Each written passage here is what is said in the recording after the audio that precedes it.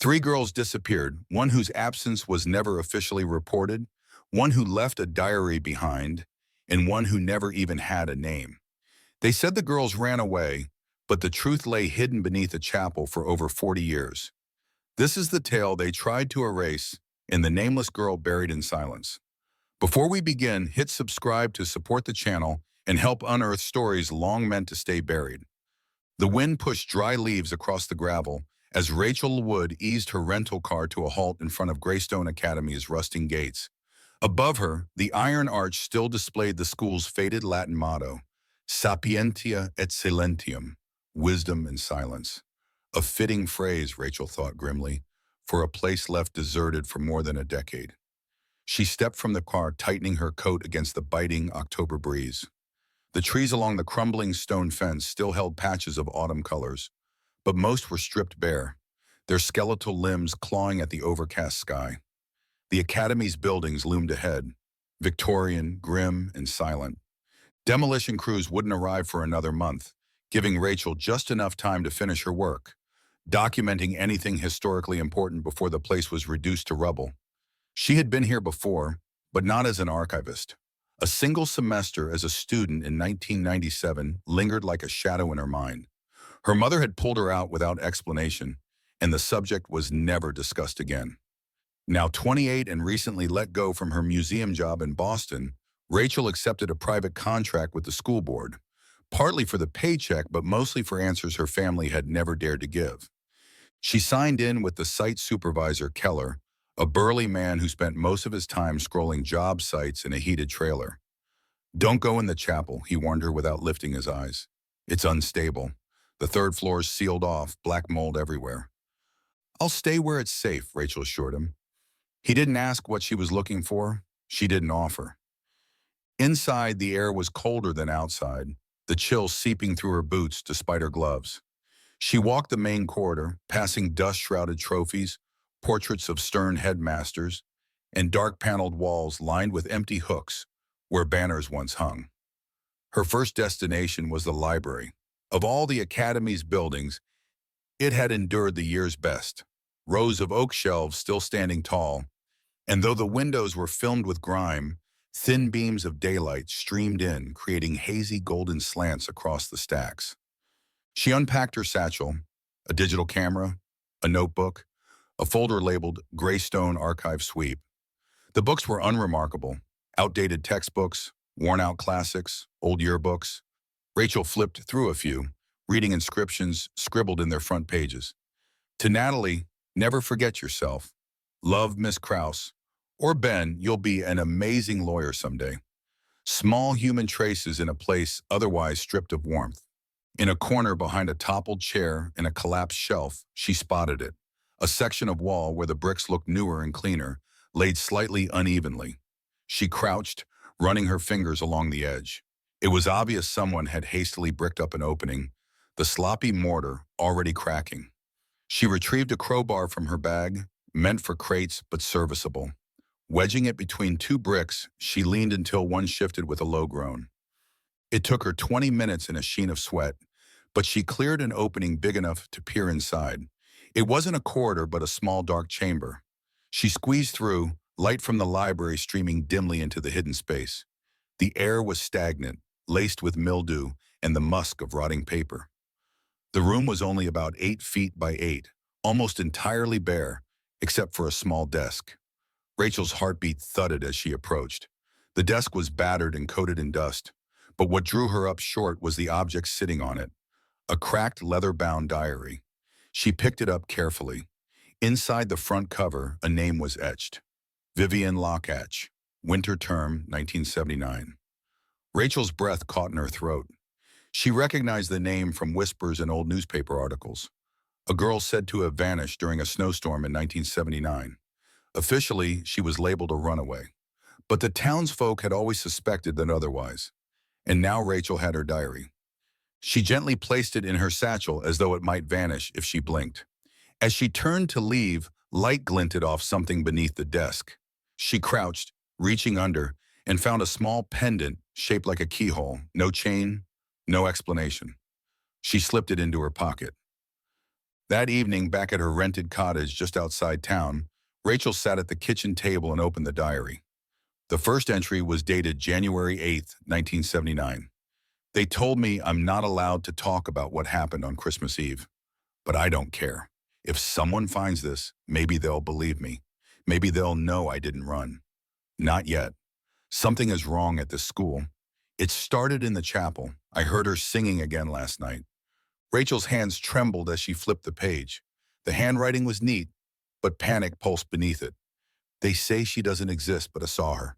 She stood behind the altar when the candles went out. She whispered my name. Rachel leaned back, eyes darting to the pendant she'd found. The chapel, the one Keller told her to avoid. Coincidence? She read further entries. Miss Harker gave me detention again for making things up, but I saw Natalie's schedule. She's been pulled from morning chapel. That's how it starts. They remove you from chapel. Then you vanish. I think someone's reading this diary. If I disappear, know that I didn't run. I wouldn't leave Emmeline. Emmeline, Rachel didn't recognize that name. She flipped open her laptop, searching local archives. Articles detailed Vivian's disappearance but never mentioned another missing girl named Emmeline. No death records, no transfer forms, nothing. That night, Rachel's sleep was restless, haunted by dreams of creaking floors and ghostly voices humming hymns. At dawn, she jolted awake, gripping her phone like a lifeline. Outside, wind swept dead leaves across her porch. A vine of ivy, dark green despite the chill, crept across the gravel toward her door. The morning light filtered through her kitchen window, illuminating Vivian's diary on the table where she'd left it. Its cover had warped slightly from the damp air that clung to everything in this town. Rachel stirred her coffee absently, eyes on the bullet points she'd scrawled. Vivian Lockatch, 1979, presumed runaway. Mentions Emmeline, no school record. Claims she heard her name whispered in chapel. Reports of being watched. She circled the last line. The chapel is off limits. Why? She looked at the small pendant she had found, a keyhole shape, dark with tarnish. It wasn't valuable, but it clearly had meaning. Her fingers hovered over her phone. She thought about calling the records office again, but hesitated. Instead, she zipped Vivian's diary into her bag. It was time to go back. By late morning, a thick fog had settled over Greystone like a blanket. Rachel's boots crunched over the gravel as she crossed the courtyard. Her breath puffed white in the cold air. A flock of birds burst from the roof as she passed under the East Dormitory's crumbling eaves. Inside, the building felt heavier than before, as if the walls were holding their breath. She paused at the stairwell, eyeing the third floor, still cordoned off with yellow tape and a hand-lettered warning. Mold. Do not enter. Maybe later, she thought grimly. She turned toward the west wing. The chapel lay at the end of a long corridor beyond the music rooms. Most of the overhead lights were dead, so she swept her flashlight across faded murals of saints and Latin verses. When she reached the arched doors of the chapel, she expected a chain or a padlock. There was nothing, just a smear of white paint on the knob, likely a demolition marker. She hesitated. Vivian's diary had spoken of voices, shadows, and being called by name. Rachel didn't believe in ghosts, but she knew secrets often hide in plain sight. She turned the knob and stepped inside. The chapel was a cavern of cold silence. Sunlight slanted through stained glass windows depicting saints with eyes dulled by time. The wooden pews, though intact, were draped in layers of dust. At the far end loomed the altar, ornate but rotting at its base. A tattered velvet cloth hung unevenly across it. Rachel's boots echoed faintly as she crossed the stone floor. On the chapel's right side, water damage marked the walls, discolored plaster and warped boards. She began photographing everything. Then her flashlight caught something behind the altar, a small door half hidden by drapes, with a brass handle etched with a keyhole. Tiny, unusual. Her heart thudded as she reached for the pendant she'd found. She pressed it into the keyhole. A perfect fit. With a soft click, the lock disengaged. She pulled the door open, revealing a steep, narrow stairway spiraling down into darkness. The air that rushed out smelled ancient, damp, and heavy. Rachel descended carefully, flashlight beam cutting through shadows. The stairs turned sharply, opening into a stone chamber. The floor was rough stone, the walls cold and cracked. Names were scratched into the walls, dozens of them. Some were circled, some crossed out. Vivian, Emmeline, Natalie, Sarah. Beneath them in shaky script, no one leaves unless they're forgotten. Rachel backed away, hand brushing the wall and coming back black with mold. She turned and fled up the stairs, slamming the secret door shut behind her. The chapel felt oppressively still. Her phone buzzed. She fumbled it out of her pocket. A new voicemail from the records office. She pressed play. Miss Elwood, this is Jeanette at the town hall. You asked about Emmeline. There's no school file, but we found a birth certificate and an unfiled death report. Cause unknown. Family declined inquiry, and Emmeline's last name was Lockhatch. She was Vivian's sister. Rachel sat in her car outside Mornington Town Hall, replaying the voicemail. Emmeline Lockhatch. 2 sisters, 1 missing, 1 forgotten. She marched inside. The receptionist, an elderly woman, looked up from a crossword. You're Rachel Elwood? Yes, from the Greystone Project. Come with me. She led Rachel to a small room where 2 manila folders waited. The woman's eyes softened. I went to Greystone myself, class of '83. Vivian was older. Everyone knew when she disappeared. She slid the first folder forward. Vivian and Emmeline Lockhatch, twins born February 3rd, 1962. Father unknown. Rachel leaned over the documents. Birth certificates, medical records, none of which ever mentioned Emmeline again after 1979. The second folder held an unsigned death report for Emmeline, dated March 12, 1979, 2 months after Vivian's last diary entry. It said incident deemed closed at family's request. There's more, the woman added, pulling a clearance list from a drawer. Before the school shut down, they inventoried everything. One item stood out, basement storage labeled Recordings, Chapel Interviews, 1979. Rachel looked up. They're still at the school? Probably. The chapel basement had a private archive, not on the student maps. Rachel left the office with the folders, her mind racing. She needed to find those tapes. By late afternoon, Rachel stood before the old faculty cottages at the edge of town. She rang the bell at the last house. The brass plate read M. Harker. Margaret Harker had been Greystone's literature teacher for over 3 decades, rumored to be the last to leave before the academy closed. Rachel adjusted her satchel as the door cracked open. Yes? Miss Harker, I'm Rachel Elwood. I'm cataloging records for the historical board. I'd like to ask you about 1979. The woman was in her 70s, hair white but neat, eyes sharp. She studied Rachel before opening the door fully. I suppose it was only a matter of time. Inside, the house smelled of tea and old books. Rachel asked softly, Did you know Vivian Locke? I taught both Locke girls, Harker replied, pouring steaming water into mugs. Vivian was quiet, thoughtful. Emmeline was imaginative, too imaginative. What kind of trouble did Emmeline get into? She said she heard voices in the chapel, claimed Father Raymond made her lie. Her parents dismissed it. So did the board. Rachel's stomach tightened. What happened to her? She died, or so we were told, but I never believed it. I think they hid her. Vivian started writing the diary soon after Emmeline vanished. Rachel nodded. I found the diary bricked up in the library. It mentions tapes, chapel interviews. Harker's eyes darkened. They called it corrective therapy. I don't know what they did down there, but it wasn't education. I tried to question them. I was told to focus on my class or retire, so I retired. Rachel pulled out the pendant. Do you recognize this? Harker inhaled sharply. Where did you find that? Under the desk in the hidden room. I gave it to Emmeline. She wore it every day, said it made her feel safe.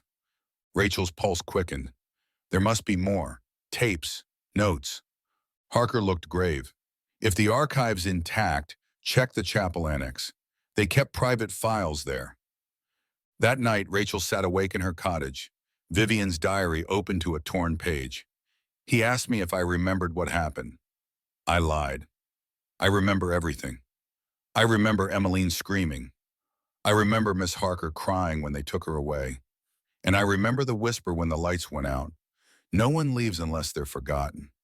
Rachel's hands trembled. Outside, ivy scraped at the window. Tomorrow she would return. At dawn, fog blanketed Greystone.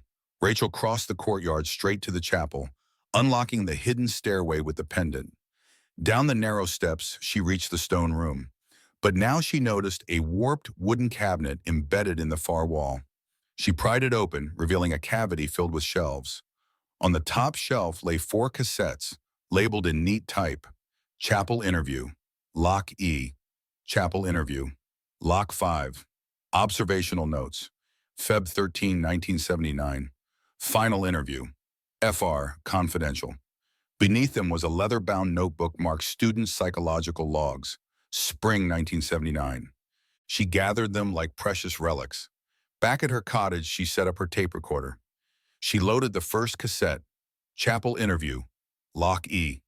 A hiss of static, then a woman's voice. Session 3, February 5th, interview with Emmeline Lockatch. Present, Nurse Welland and Father Raymond. A girl's voice, young, defiant. Why do you keep asking the same questions? I already told you, I heard her voice. And what did the voice say, Emmeline? She said, stay away from the chapel. Something bad happened there.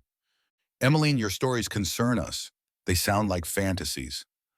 They're not stories. You know what's down there. And what is that? Silence, then a whisper. The room with the scratched names, the one you keep locked. The tape clicked off. Rachel's chest felt tight. She inserted the second cassette. Chapel Interview, Lock Vi.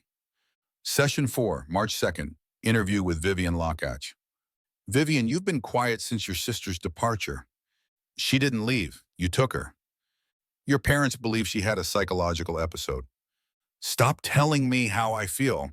The priest's voice oozed calm. Vivian, wouldn't it be better if your sister received help? You said the same thing before she disappeared. Silence. Then Vivian whispered. She said she'll make you remember what you buried. The tape ended. Rachel pressed her palms into the table, breathing raggedly. She played the third tape, Observational Notes. Subject E shows escalating dissociation. Periods of silence over 12 hours. Hallucinations. She speaks of names written in bone. Request to discontinue chapel therapy denied. Sedation recommended. She slotted the final cassette, Final Interview, Confidential. Father Raymond's voice. The Lock girls have become a problem. One gone, one defiant. This must not reach the board. If anyone asks, they ran. Memory fades faster than records, especially when no one keeps them. Click. Rachel's hands shook. The truth was clear. They weren't helping Emmeline. They were erasing her. Rachel spent the evening poring over the tapes, Vivian's diary, and the psychological logs. She decided she needed to return to the stone room beneath the chapel. At sunset, she brought gloves, a flashlight, and a trowel. She knew where to look this time. The floor's far corner was uneven, the dirt darker. She dug carefully, 6 inches down, striking rotting wood. A box. Inside were old notebooks, a cloth doll with missing eyes, and a stack of letters signed V. One read, I can't find you. They say you're gone, but I know you're not. I heard you last night. You said tell them the truth. I will. I won't stop trying. V. Rachel pressed the letter to her chest, then turned off her light. In the silence of the stone room, she swore she heard a girl's voice whisper, Thank you. The next morning, she brought the tapes and letters to Jeanette at the town hall. I found them, Rachel said, laying everything on the table. This isn't just school history. This is a cover-up. Jeanette scanned the materials, lips tight. Father Raymond died years ago. No charges were ever filed. What about Nurse Welland or the 1979 board members? Rachel asked. I'll try, but you'll hit walls, Jeanette warned. I want every record on Vivian and Emmeline, even the ones they forgot to file. Jeanette nodded slowly. But if you're serious, you need a platform.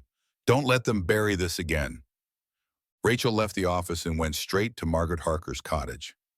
I found the tapes, she said as Harker let her in. They listened together, the crackling voices filling the room. When Vivian whispered, she said she'll make you remember what you buried. Harker gasped and looked away. Vivian gave me a notebook before she disappeared, Harker said. I was too scared to open it, but you should have it. Inside the envelope, Harker retrieved was a composition book filled with drawings, letters, even a crude map of the chapel's secret rooms. On the final page was a poem. She sang in the chapel where no one believed. The girl with no record, the one never grieved. They buried her name and erased her face, but she waits in the quiet of that cursed place. Rachel exhaled shakily. Will you help me bring this to the board? I'll testify, Harker replied firmly, but don't trust them to do the right thing. Not unless the public sees it too. That night, Rachel drafted a formal request to the Vermont Department of Education, attaching the tapes, letters, and testimony. Then she started writing something else. A story. Not an academic report, but a narrative. A story of a girl who vanished, another who tried to remember, in a school that chose silence over truth. 3 days later, the board responded. Their email was terse. Thank you for forwarding your findings. We are reviewing the materials. Please refrain from further publication until our review concludes. Rachel stared at the message. It was polite, but read like a warning. She forwarded it to Jeanette and Harker with a note. They want me quiet. Jeanette called moments later. That's their way of scaring you. But if you go public, they can't stop you. Rachel looked at the evidence she'd pinned across her wall. Vivian's sketches, diary excerpts, and the scratched names. She published her article that night. She didn't run what Greystone tried to bury. By noon, it had gone viral, with thousands sharing it. Former students wrote in, remembering Emmeline, sharing photos, or admitting they'd forgotten her entirely until now. But soon came the anonymous warning. They'll try to make this go away again. Watch your back. Rachel deleted it, but the unease lingered. The next morning, the board released a statement. We acknowledge newly surfaced materials involving undocumented student cases. We extend our sympathies and are cooperating with authorities. But the statement said nothing of Vivian, Emmeline, or the tapes. Then came a message Rachel hadn't expected. Hi, I'm Ruth, Vivian's daughter. She died in 2012. I found her journals with sketches of the chapel. I thought it was fiction until I read your article. I want to help. Rachel met Ruth Lockatch 2 days later in a Boston cafe. Ruth brought a box of Vivian's old notebooks. She never talked about her sister, Ruth admitted, but she called me as a nickname. I thought it was for Emma. Now I think it was for Emmeline. Together they sifted Vivian's papers. One note read, they took her because they could, but memory is louder than silence. That night, Margaret Harker called. They moved up the demolition, she said. They posted hazard signs. They'll seal the campus by Monday. Rachel's heart raced. Then I need to go back. Tonight. That night, Rachel parked near Greystone's backwoods. The gates were chained shut, hazard notices flapping in the wind. She took the old gardener's trail through the forest, moonlight casting eerie shadows. Reaching the chapel's rear, she found the door cracked open. The air inside smelled of fresh paint, thinner, and dust. Someone had been here recently. She descended into the stone room and found the names on the wall scrubbed away with acid. The burial spot she'd uncovered was disturbed. The placard she'd placed in Emmeline's memory gone. Only a slip of paper remained, pinned crookedly to the wall. She didn't run. She's still here. You're next. Rachel's pulse pounded. She backed out quietly, but outside she felt watched. She returned to town and met Jeanette the next morning. Are you sure no one else has access to the records? She demanded. Jeanette hesitated, then produced a maintenance log. Franklin H. Merritt, maintenance supervisor, 1965 to 1990. After retirement, he retained chapel keys until 1993. Rachel tracked Merritt to a sagging apartment complex. His unit smelled of dust and old books. He looked frail but wary. You found the room? He asked. I did, Rachel replied, and I found your note. Merritt's eyes widened. I didn't write that, he rasped, but I saw someone watching the woods last night. A woman. Who? Bellamy, Marjorie Bellamy. She wasn't staff, but they brought her in for counseling. Always wore gloves. Never spoke to students openly. Rachel scoured old databases, eventually finding Bellamy's suspended counseling license from 1980. Her last known address was Dover, Vermont. Rachel drove there in a blur. The house was old but neat, smoke rising from its chimney. She knocked. A thin voice called, "Why now?" Marjorie Bellamy, hair white, eyes sharp, let Rachel inside. "You know why I'm here," Rachel said, laying the recovered ID on the table. Bellamy flinched. "I heard the tapes," Rachel added.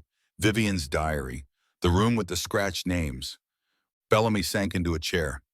"They told us the girls were dangerous," she said softly. "Vivian, Emmeline, they didn't fit in.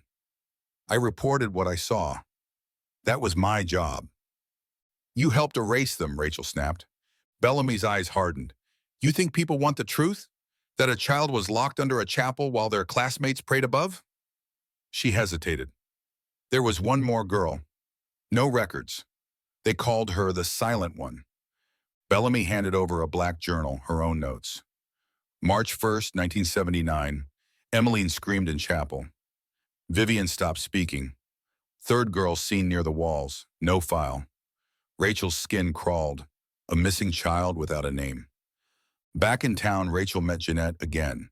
Together they scoured old intake logs. Jeanette found a ghost entry, GS794C. No name, no photo, but listed as a restricted session participant, dated January 6th, 1979. The file was archived off-site under the name E. Rutherford. Rachel whispered the name, Eleanor Rutherford. The record storage facility was industrial and cold. Rachel found box GS794C, sealed with fresh tape. She picked the lock, revealing a folder. Subject, GS794C. Donor-funded placement. Nonverbal, withdrawn from common areas. Behavioral profile, drawn to chapel. Status, death unrecorded.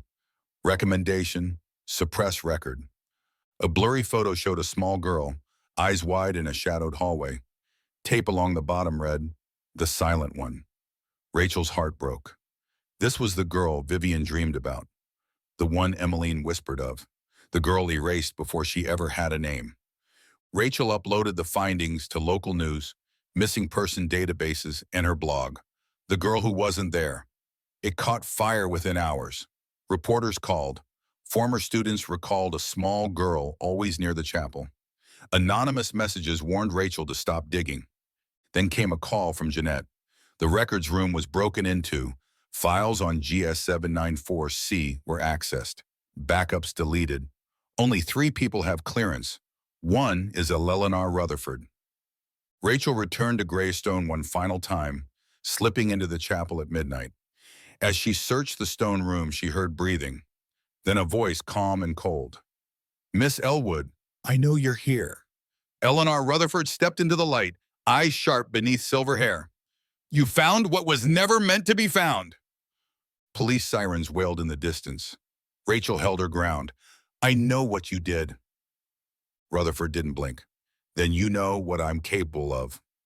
Sirens grew louder. "Good," Rachel said. "Then you know they're coming." Police burst in moments later, arresting Rutherford. Investigators uncovered ledgers listing payments for special placements, coded references to corrections, and lists of girls who disappeared. The Mornington Educational Trust collapsed. Greystone's grounds were seized by the state. Demolition was halted. In the stone room, Rachel and survivors installed a plaque in memory of the unnamed, silenced, forgotten, found.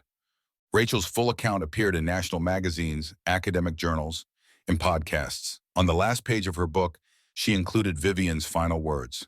"If someone finds this, please don't forget her. Her name was never spoken, so I gave her one. I called her Hope." A year later, Greystone reopened as a state historical site. The chapel stood intact, lined with panels telling the true story.